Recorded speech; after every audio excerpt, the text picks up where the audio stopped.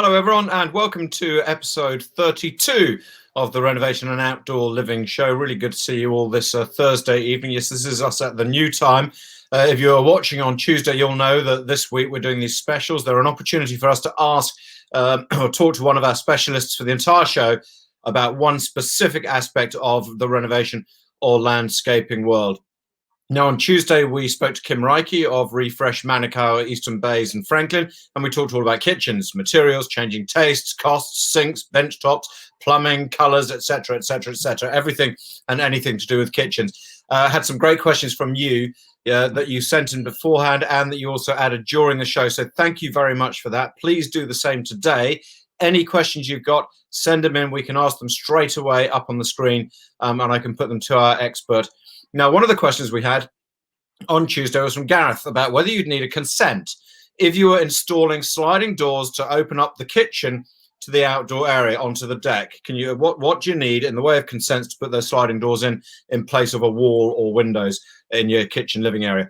And this is where today's special guest and topic come in. Now, Jim Gleeson knows pretty much all there is to know when it comes to renovation projects and consents. Hence, we invited him in to talk about consents. Now, a bit of background about Jim: 25 years experience in electronic technician and management roles. But for the last, I suppose, 6 or 7 years, he's been running Refresh in Auckland Central. Now, his franchise is a multi-award-winning branch of Refresh. They've won Franchise of the Year twice, amongst many other awards. Jim, he has a full-time team, including project manager, quantity surveyor, builders, apprentice builders. But, of course, his success comes basically entirely down to his manager, who is his wife, Del. And I promised Del I would say that. Jim, good to see you this evening. How are you going? Yeah, good, thank you, Rawdon. Just making sure you're going to get a good dinner, mate. Hey, really good to see you. Now, let's jump into this consents. We've got about 15, 20 minutes to talk about this. How often do consent issues come into the projects that you and your team are undertaking? Probably about 80 to 90% of the time. Yeah, and are we talking about building or resource, or is it a bit of both? Tell me the sort of balance. Well, it's a bit of both. Resource consent primarily to do with the environment. So anything that we're doing that involves outside spaces, it might be an additional public pressure on the public system, it affects people, then resource consents come into play. Building consents are primarily to do with the structure of your building. So all the structural elements to make sure they're built well and built safe. So the resource consents and building consents go hand in hand if you are doing a large scale renovation, and so you need to administer both of them.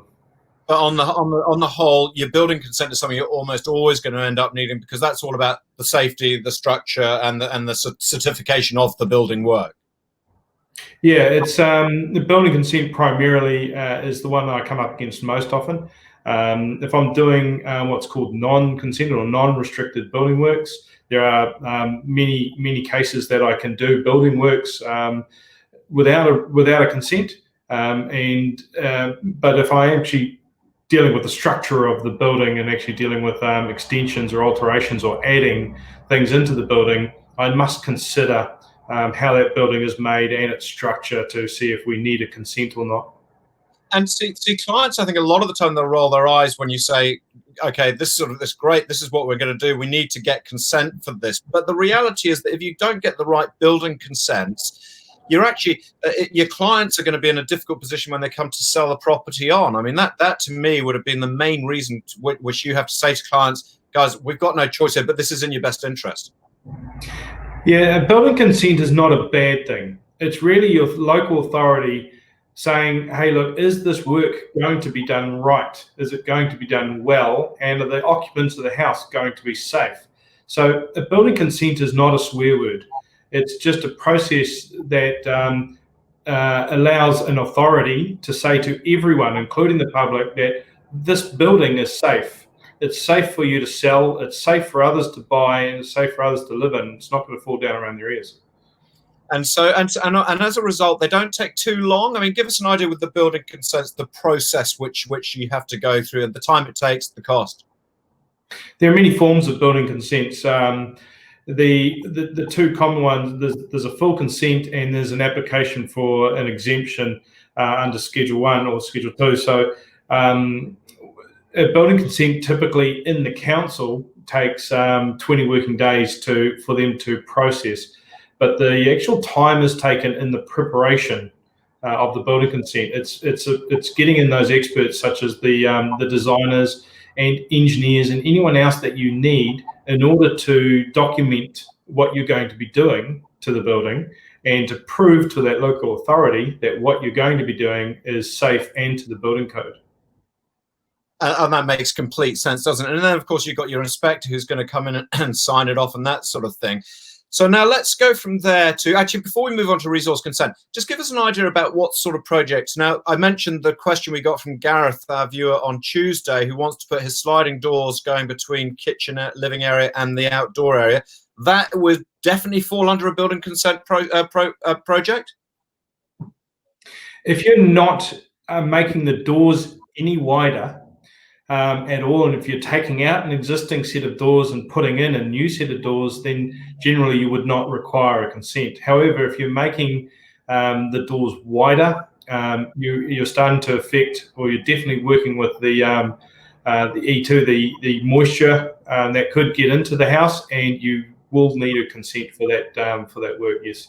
Yeah. What about if you're changing, let's say, just the trim around your windows? Let's say you're going to install, you're taking out the wood, the timber framing around your windows, and you're putting some aluminium in or something like that. You know, where it looks the same, potentially, well, not quite the same, but the same sort of structural look, but there is a change. Does that work need consenting? The secret there, it's a little bit of a grey area, but it's around both has the existing windows met their durability standard. So if you've got a 1960s home with wooden frame windows and they've lasted well and you're looking to essentially maintain them, you can take those windows out and put in aluminium ones in their place, as long as you're not affecting or changing the structural elements of the building. So you can't make them bigger, you can't alter them in two ways. You can generally make them a little bit smaller or a little bit higher, but you can't make them wider. And then you can do that work.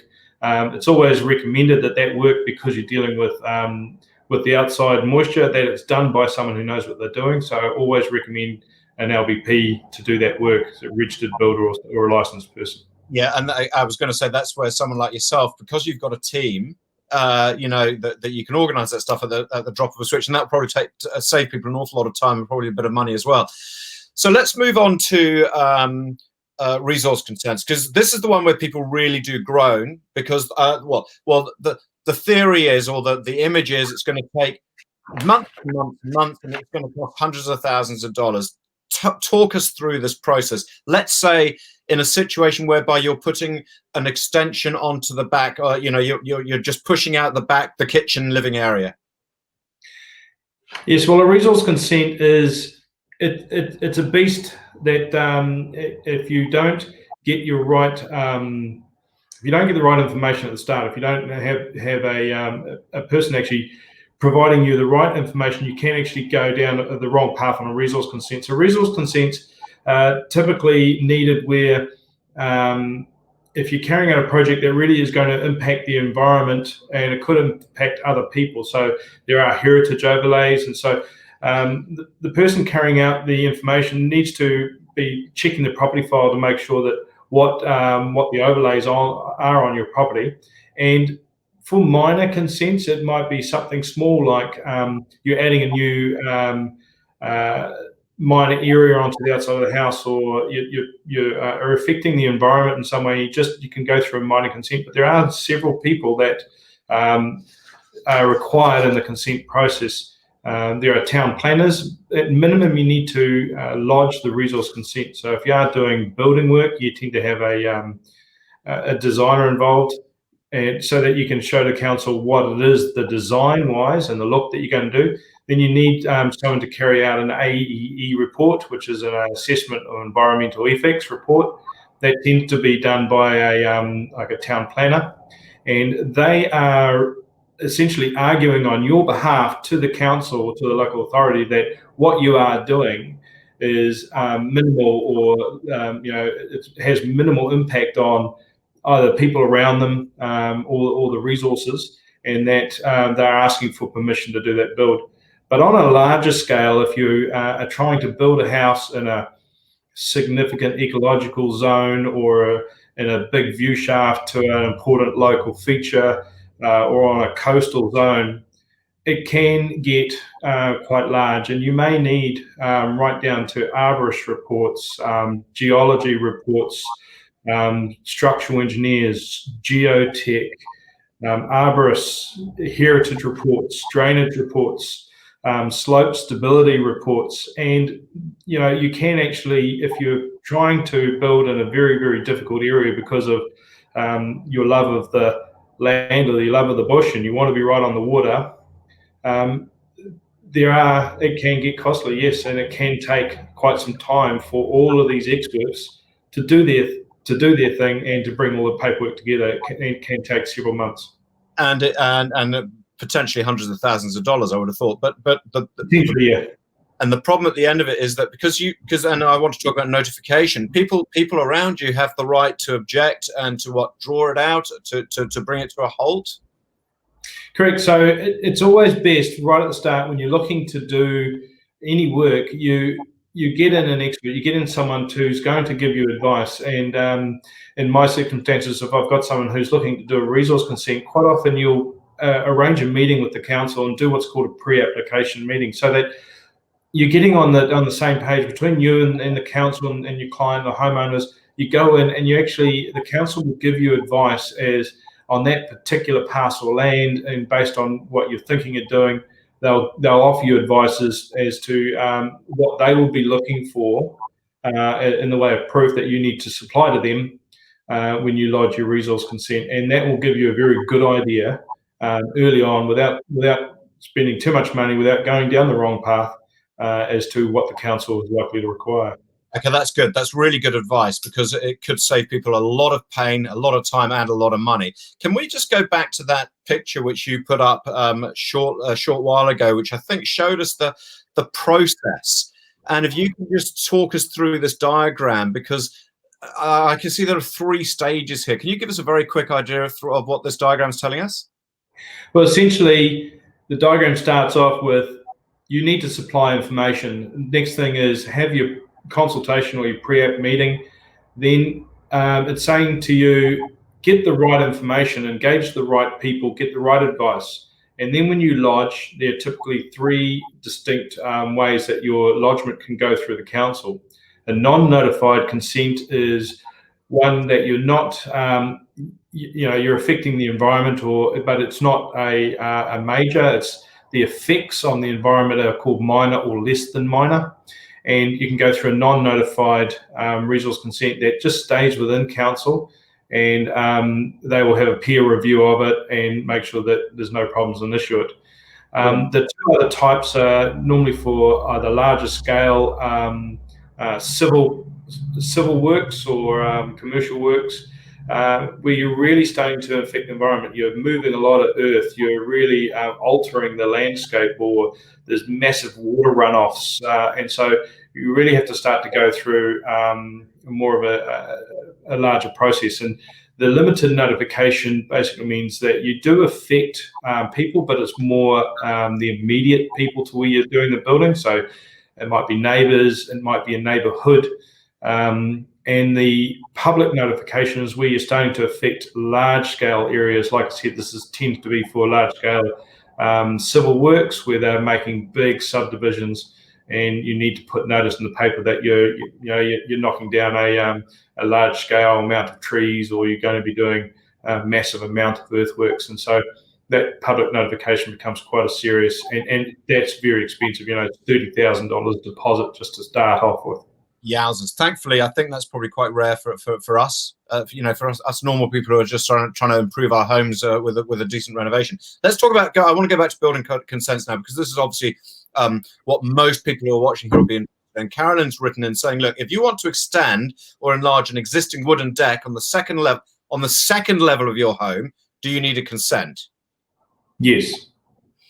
It's at height work. So if your deck's higher than 1.3 meters and you're enlarging it, the terminology is called building coverage. So because it's at height, you're making your essentially your house bigger, even if it is a wooden deck, even if it's what's called a wet deck.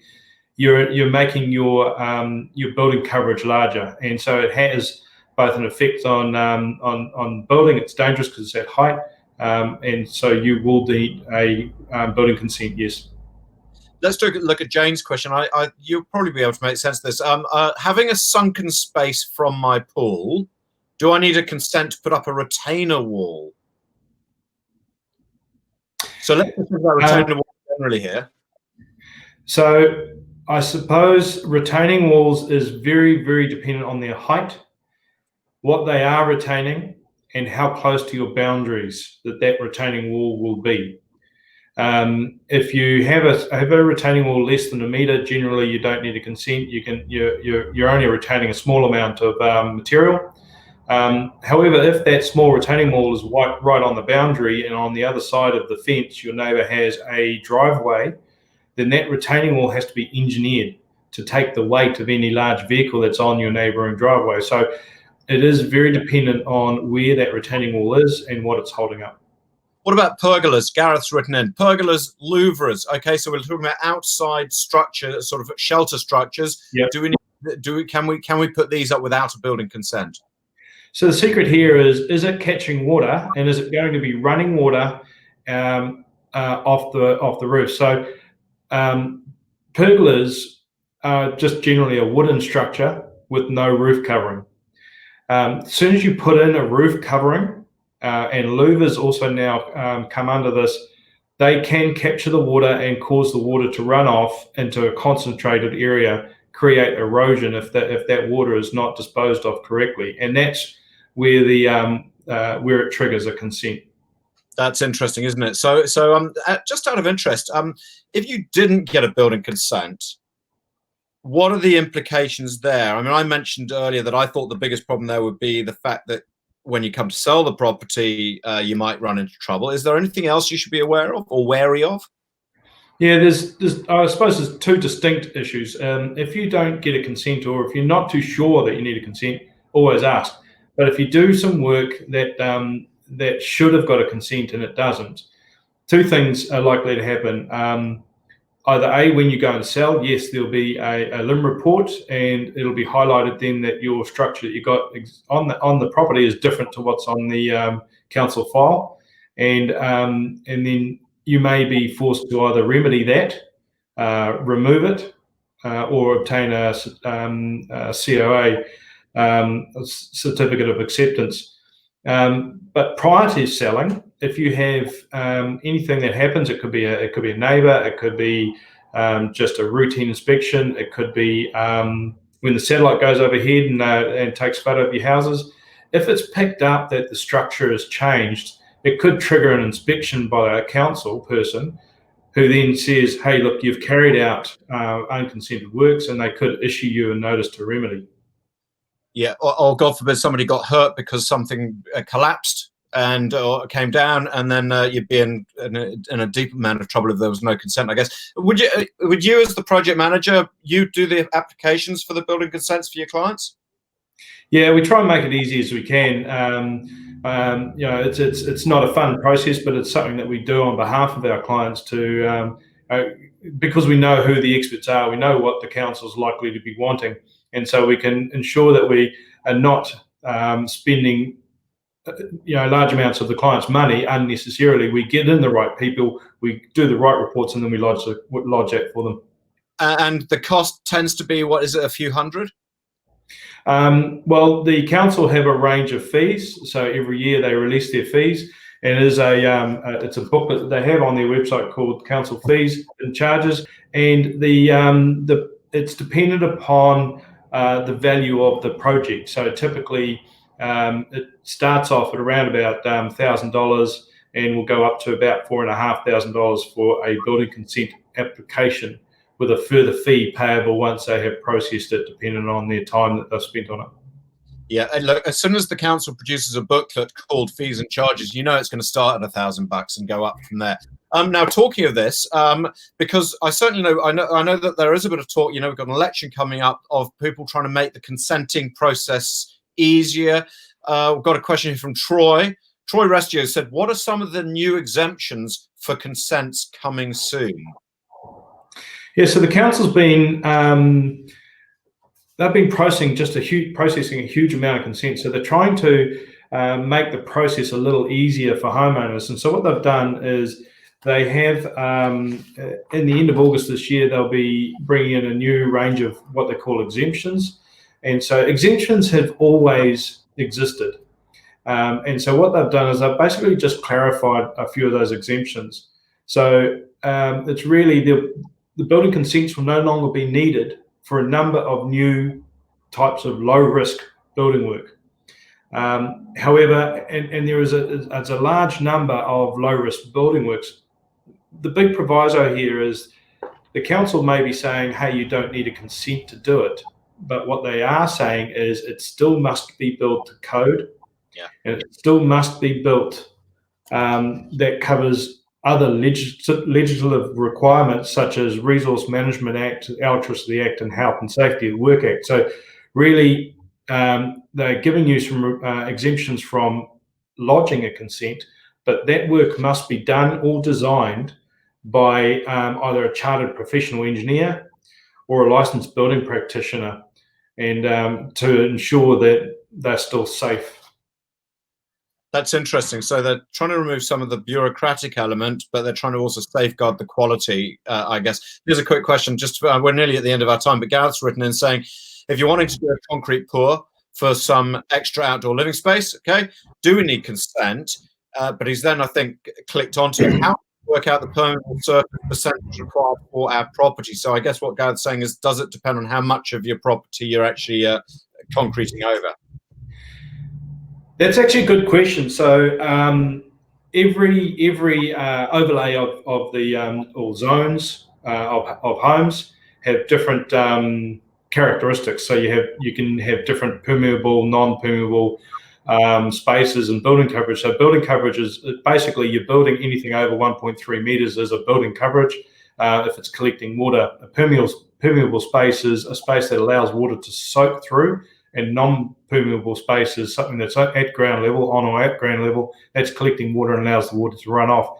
So with regards to your concrete pour, you can maintain existing concrete, you can maintain existing concrete driveways, but the council are very, very interested if you're going to then suddenly start to divert a lot of water or overland water flow. So pouring a new concrete driveway where you had a metal driveway previously now actually requires a building consent or resource consent in some cases. So you can't just lay large amounts of concrete down without actually fully understanding the implications of where is this water going to run to and what's going to erode, because you might be just forcing that water that used to soak down through your neighbour's house. Yeah. Okay. So it's pretty complex area. That's of course assuming it's actually going to rain, which of course for us in Central Auckland isn't such a problem nowadays. Look, Jim. Look, we're out of time. Really good advice. Gareth's actually written in, and he had a couple of questions. He said, "Great information. Thanks, guys." And I appreciate the time you've given us and the expertise. I think that it's such a massive part of any renovation, any serious renovation. You can't get it wrong. So bring people like yourself. Otherwise we'll get you back on the show and we'll do another session on it or something else very soon. Anyway, advice is free, so always start with that. Yeah, absolutely. Okay, so Jim Gleeson there, who's obviously the Auckland Central Refresh franchise owner. Appreciate that. Tell Del she's doing a wonderful job of keeping you guys on track, and best of luck for the rest of the year, Jim. All right, thank you very much, Rawdon. Yeah, no, good to see you. So there you have it. That's Jim Gleeson there with all and everything we want to know about consents. Actually, there's probably a whole lot of stuff you still want to know. So, send your questions in. We can flick them straight to him. We can answer them later on the show, or we can get them to him to answer you directly. Thank you, Jane, for your question and for your attention. You said, yeah, thanks very much. Very interesting. Good to have a bit of a chat, a bit of a different type of show this week. No top 10s. We haven't got time for that because we're trying to do these specials and crank as much information in as we possibly can. We'll maybe get back into those next week. Please then do join us. I think we're back to the normal time on Tuesday of 2 p.m. Keep an eye out in case we do change the time again, but we'll certainly let you know. Until then, have a great weekend. We'll see you next week. Bye-bye.